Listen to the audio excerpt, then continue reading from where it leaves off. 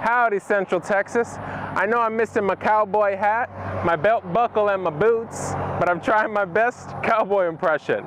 Welcome to Morning Munchies. I'm your host, Dominic Gonzalez, and we're here at the Tipsy Cowboy.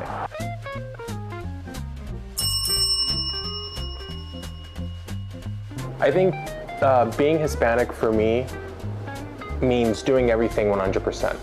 Means working hard, loving hard, cooking hard, if that makes any sense. But yeah, I'm super proud of being a Hispanic, and I love the opportunity to uplift any Hispanic voices that I can. So I think it's very important for us Hispanics to stick together and uplift one another. And yeah, I'm very excited to go speak to the owner of Tipsy Cowboy. Before we go inside, it's important to note that it is Hispanic Heritage Month. So last night I spoke to my mom and dad, and they told me a little bit about what Hispanic heritage meant to them, and they also gave me a couple questions that they would like me to ask today.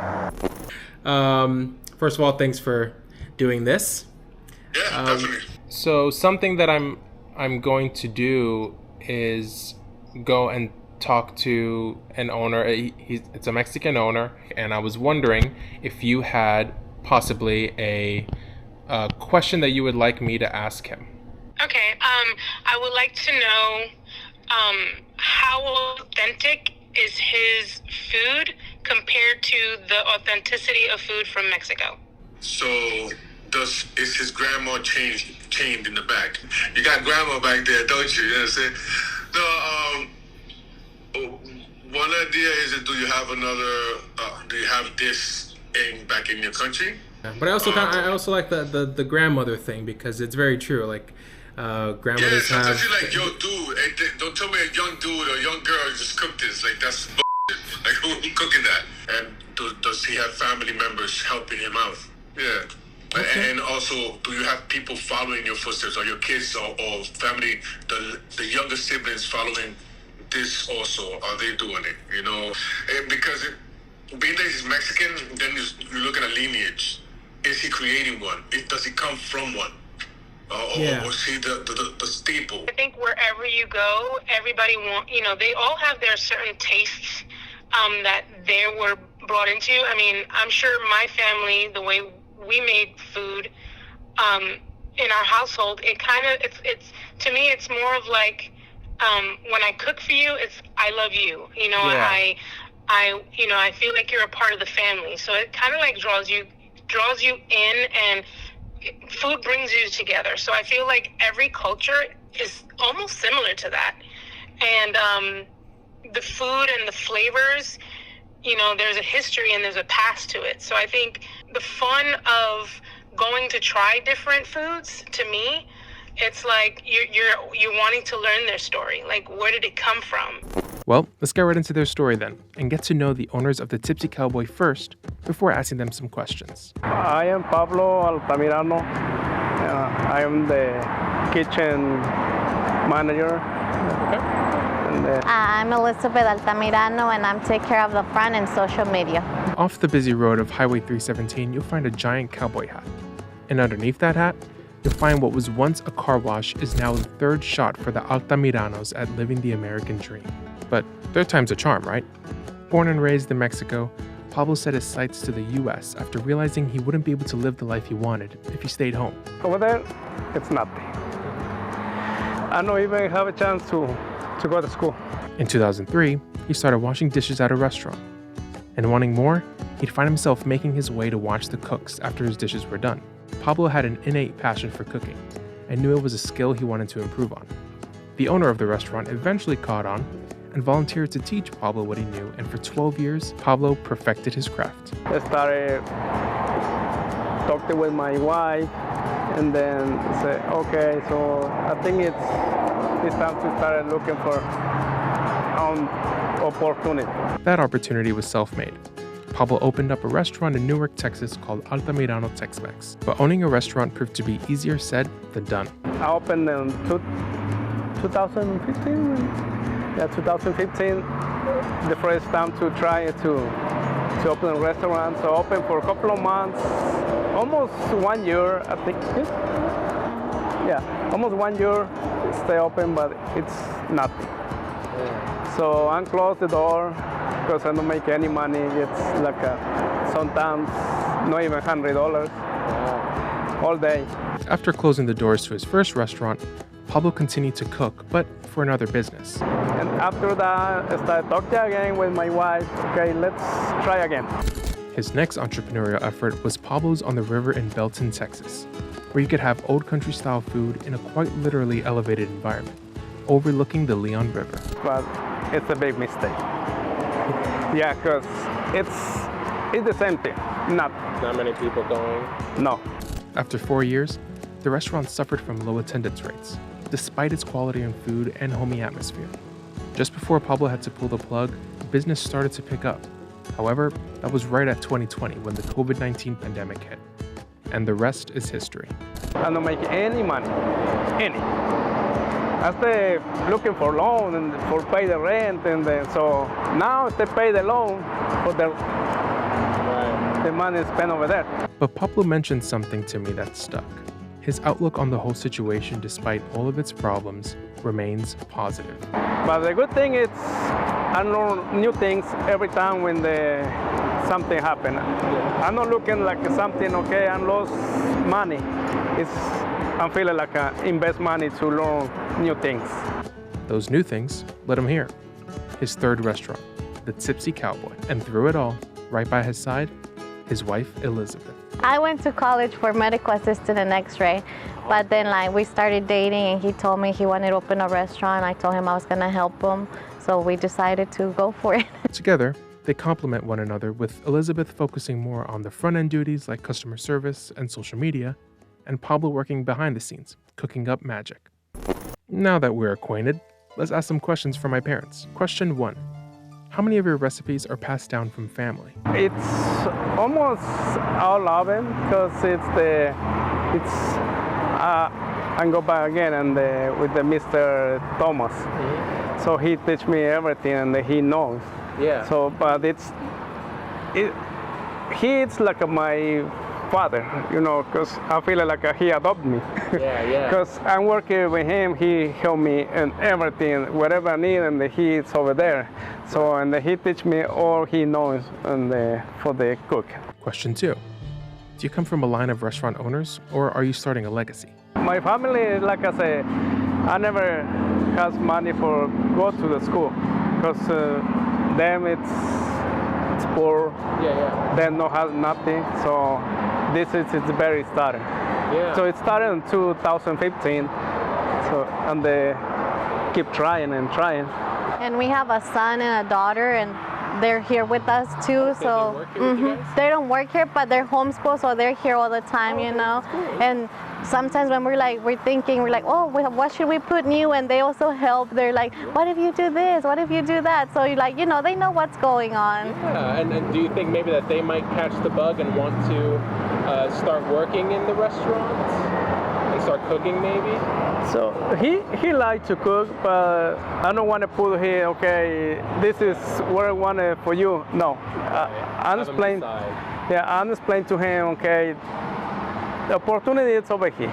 You want to learn to cook, I can teach you anything you want. Yeah. But you don't want, it's okay. In question 3, how authentic are your recipes here compared to what you can have back in Mexico? In Mexico, everything is spicy. So it's mostly the food cooking, it's spicy. And over here, it's not really spicy. So it's a little bit different because some people like it spicy, some people don't like it spicy. Yeah. It's just a little bit different. But I can make a really authentic Mexican food, but I'm not really focused on the Mexican food. I'm trying to focus on the American food. Okay, after all that food talk, I made my way into the kitchen. It's the bathroom. Dominic, it says wash your hands. Everyone does that. I'm like, that's the restroom. I'm going to make a chicken fried steak. Chicken fried steak is Pablo's favorite item on the menu. The steak is paired with homemade mashed potatoes and gravy, along with a side of green beans. In addition to the chicken fried steak, Pablo made the cowboy burger, which is actually one of the few items carried over to this menu from his previous restaurants. It's an open-faced burger topped with freshly cut fries and homemade chili, which surely leaves an impression. Pablo takes the quality of his food very seriously and tries his best to keep things as fresh as possible, making as much as he can in-house. Chicken fries stay ready.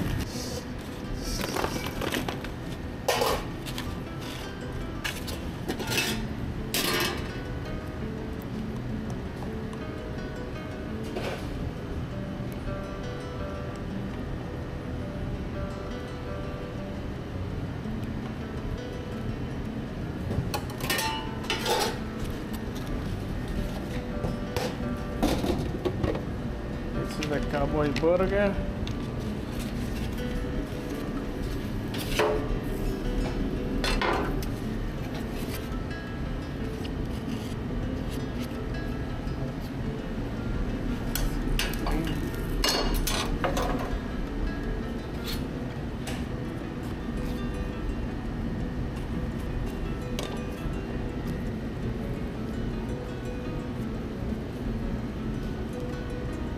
There you go.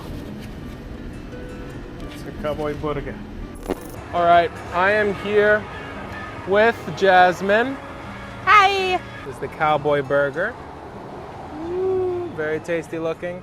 This is the chicken fried steak, and Jasmine's got some gravy. Here we go. Pour it on here first. Want some on the mashed potatoes? Sure. All right, so we're going to try this out.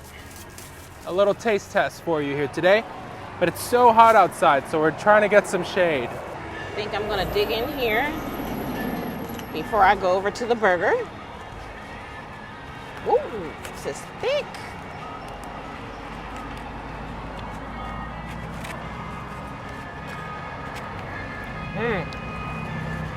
Okay, so this was a chili that they said that they make from Yes. scratch every morning. Every morning they make it from scratch, homemade chili. Okay, and I know we said this was the Cowboy burger, and you don't really see any buns. It's like the patty's in there, It's in there. but the bun is the French fry. It's like chili cheese fries. So good. All right, so Jasmine's got the chicken fried steak. Okay, let's go. Mmm. You've probably had chicken fried steak more than I have. Mm-hmm. And so how do you think this ranks out of all the other? Perfect. You know why? Because it's crispy on the edges and soft in the middle. Okay. That's a good chicken fried steak. I wouldn't know. I just get chicken or fried. I just get fried chicken or steak. Oh, I see a little bit of a bun down here. Oh, okay. But just on the bottom, though. Oh, my. Okay, here we go.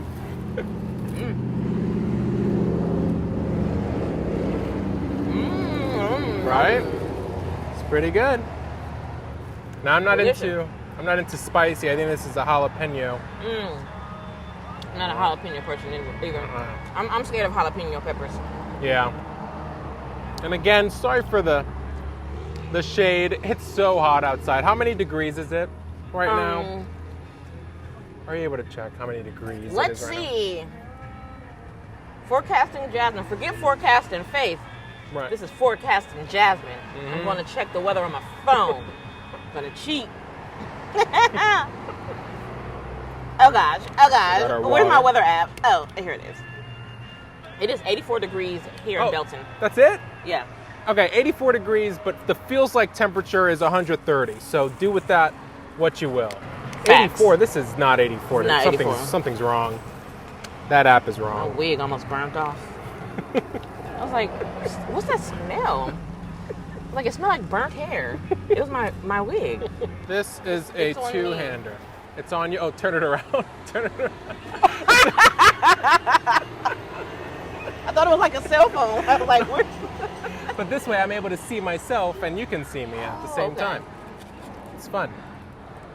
Oh my gosh, this is hard to... You're right, it is thick. Okay.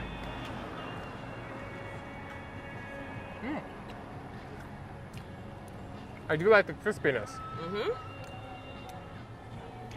That's really good. I'm not the biggest fan of green beans, but I will try it for... What? for this. Yeah. Sorry. That gravy's really good. Yeah. On the mashed potatoes. Absolutely. Let's just do the green beans just because it's on the plate. Uh-huh. They're green beans. Really good. but let me try this. Let me find this meat in here. Yeah, in the bun. Now, again, this is the cowboy. Cowboy burger. The cowboy burger is there. I guess it's named after the place here. There is a bun in the bottom. We've confirmed there's a bun in the bottom. No bun on top. You get chili cheese fries on top. It's a very interesting way to go about the burger.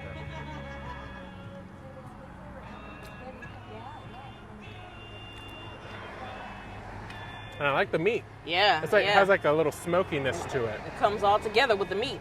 Okay, cowboy. That's really good.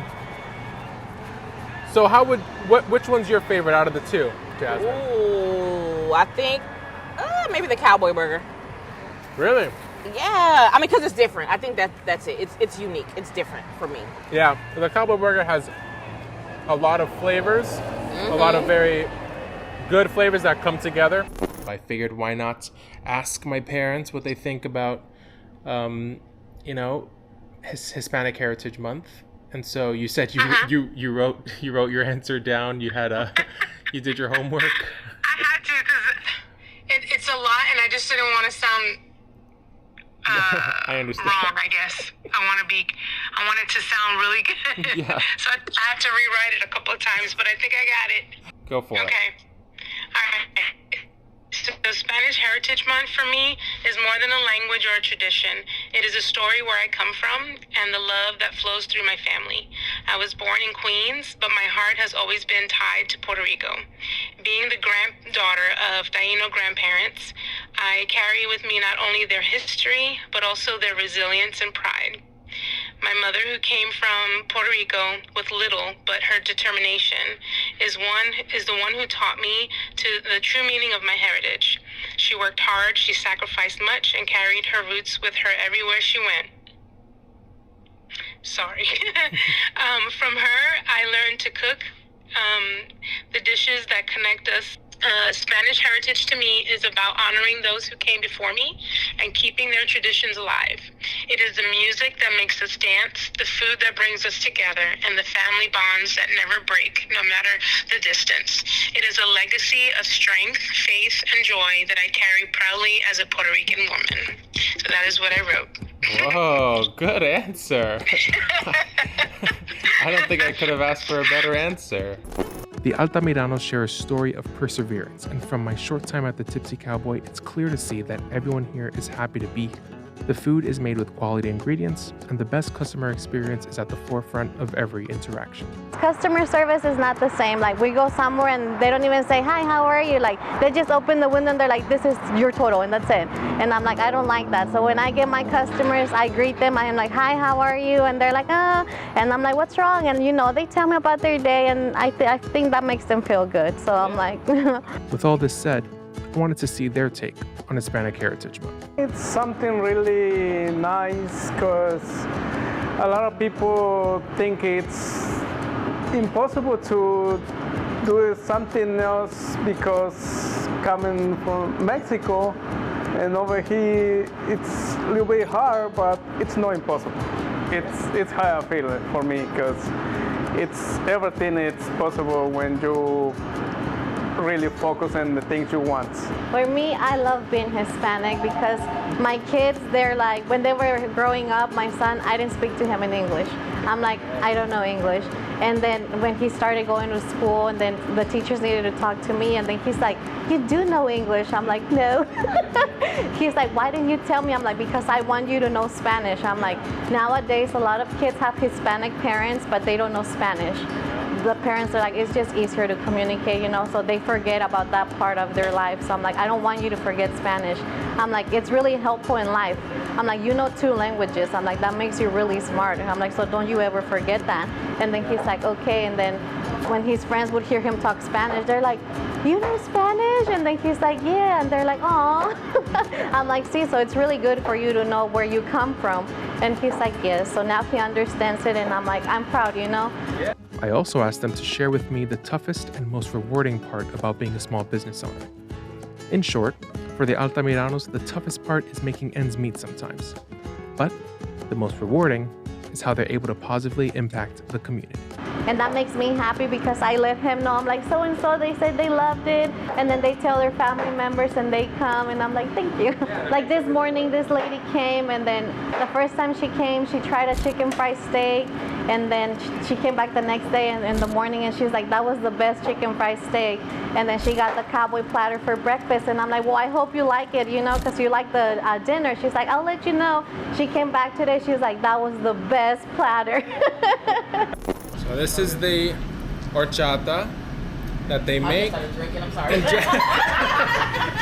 And Jasmine has, what do you have, Jasmine? The Watermelon. The watermelon. Mm-hmm. All right, and these are made from scratch every day. Every day, right? Yes. And some places, I apparently they use powder. I didn't know this, but this is. So can you quickly the process of making this? You said there's rice and Cinnamon, rice, milk, what's it called, lecherita, the condensed sweet milk. Oh, yeah. Yes, and vanilla. What's in mine? Yours is all watermelon, just like watermelon, water, and sugar. Nice. Is it refreshing? Mm-hmm. This is delicious. It's very cinnamony and it tastes. Have you ever had arroz con leche? Uh-huh. Tastes just like that. This is very Delicious, good. Definitely yeah. Thank you. come and check this out. Okay, so this is sopapilla cheesecake. And what's in it? What? It's just cream cheese and the, how do you say, the crescent rolls, the cross. Oh, yeah. It's, some people call it churro cheesecake or something like that. Oh my God. But I call it sopapilla cheesecake. That is so good. It has a lot of. No, it's a good ratio of the pastry to the cream cheese. Yeah. Because And then sometimes there's so much cream cheese sometimes. And on top, is that like a cinnamony? Yeah, cinnamon sugar. We can get everything from here. Very nice.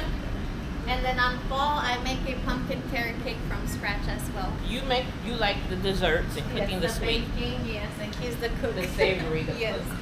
Okay. I Now used we've to had. make it with liquor too. When you said the horchata as well, you can put liquor in it as well. And that's for all the agua frescas. So. Like on the watermelon, she makes it like a watermelon margarita. Oh, okay. Okay. The Tipsy Cowboy. And you can get alcohol in your sopapilla cheesecake. Okay guys, I'm back in my car fighting off the heat, but everything's fine because I have my horchata here. Jasmine's long gone. But listen, it's been a great time over here. We were very welcomed. They were so hospitable to us. The food was delicious. Come check it out. It was very different. The food was very different and delicious. So if for nothing else, come for the big hat on top of the building, seriously. And also happy Hispanic Heritage Month to all my Hispanics out there. We gotta stick together. That's it for me here today. I'm gonna take a shower because I smell so bad right now. Until next time, it's been Morning Munchies. I'm Dominic Gonzalez. See you later. Bye. I hope you enjoy the rest of your day. Where are you going next? Oh, and right now I'm just gonna go run some errands and then go pick up Lulu and go to the gym and stay sexy. Same. I gotta continue. We're turning the cameras jumping off here.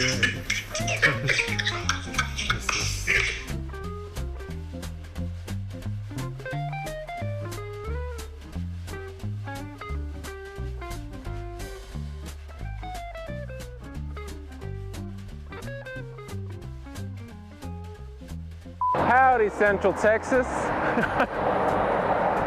Hold on. I know oh God. I know I'm missing my cowboy boot, my belt, my cowboy boots. That's it.